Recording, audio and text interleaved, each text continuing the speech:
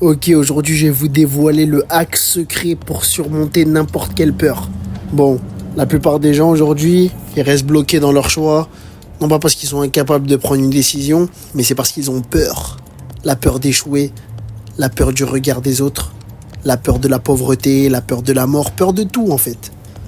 Mais si tu as peur de faire quelque chose d'important, que tu sais que tu dois faire cette chose, si c'est quelque chose qui peut te rapprocher de tes objectifs, qui peut débloquer je ne sais quoi dans ta vie, pose-toi toujours cette question. Au pire, si je le fais, il se passe quoi? Qu'est-ce qui va se passer si je le fais? Est-ce que c'est pas une opportunité qui va débloquer un nouveau chapitre dans ma vie, une rencontre que j'aurais jamais faite, une porte que j'aurais peut-être jamais ouverte? Dans 90% des cas, quand tu prends 2 secondes, que tu t'assois, que tu réfléchis, tu réalises que ce pire qui fait si peur à première vue, il est pas si grave que ça en fait. Il n'y a rien de grave. Se poser cette question de au pire il se passe quoi, ça peut littéralement changer ta trajectoire dans la vie. Ta vie elle peut prendre un 360 degrés juste parce que tu t'es posé cette question. Prenons l'exemple de la rétention séminale. Au pire, si j'arrête de me branler, il se passe quoi? Je vais être excité de temps en temps. Bon voilà, le pire. Mais si tu passes outre, que tu commences à te maîtriser, à transmuter cette énergie dans le sport ou dans un projet, les bénéfices ils vont être décuplés. Donc ça valait le coup d'arrêter, de se branler au final. Le pire, quand tu te branles pas, c'est juste d'être excité.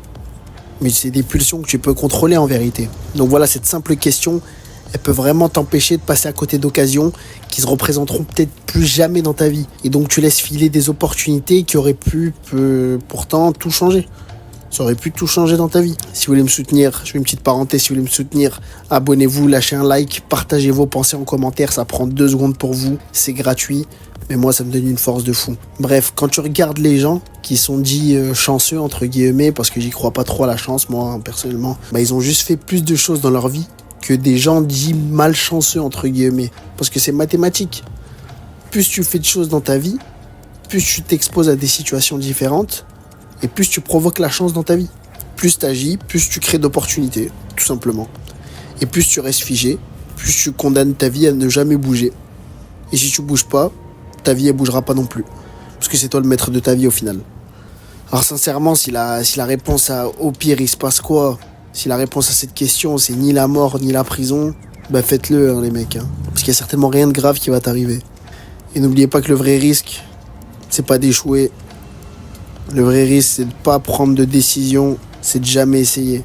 Pensez-y les mecs, dans la description vous trouverez les 7 lois de la rétention séminale. C'est un guide qui est 100% gratuit, qui va te permettre d'arrêter de te branler une bonne fois pour toutes et de transmuter toute ton énergie vitale pour en faire ton arme la plus fatale. Et abonnez-vous les mecs.